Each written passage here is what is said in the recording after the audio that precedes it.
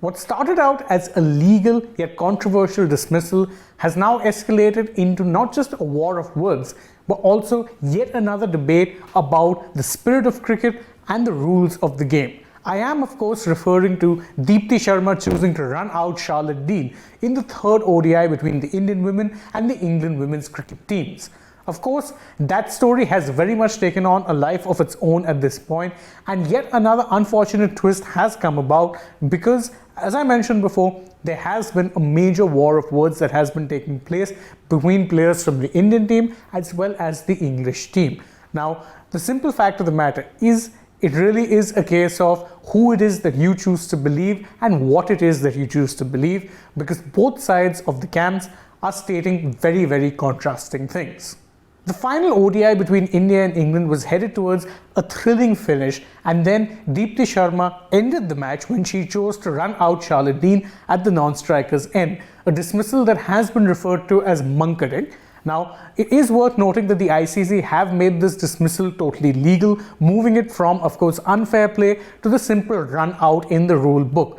However, it did end up sparking yet another debate over whether or not Deepti should have at least warned Charlotte Dean before running her out. Well, as it turns out, according to Deepti herself, the Indian team had given Charlotte Dean as well as the England cricket team several warnings before they chose to take that step.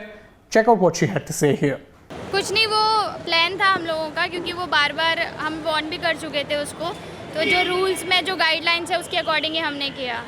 So that is it. It should be a simple case of case closed, right? Only England women's cricket team Heather Knight decided to take to Twitter to actually hit back at the accusations that were made by Deepti, where she said that warnings had in fact been given to Charlie Dean. In a series of tweets posted afterwards, she said, "The game is over, Charlie was dismissed legitimately, India would deserve winners of the match and the series, but no warnings were given.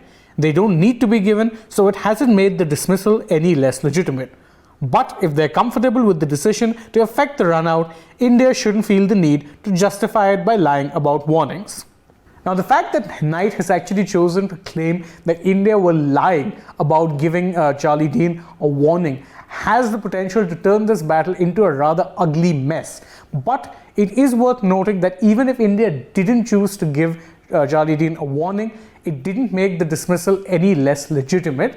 The simple fact of the matter is that the way the rules are worded as things stand, they were well within their rights to actually affect that dismissal, warning or no warning.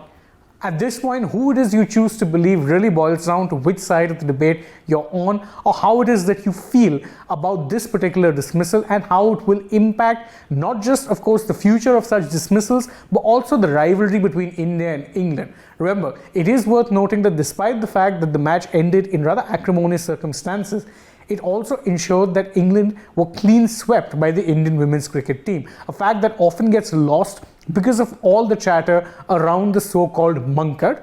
But what do you guys think? Do you think all of this right now is really much ado about nothing and that we should just normalize this form of dismissal that has in fact been legalized?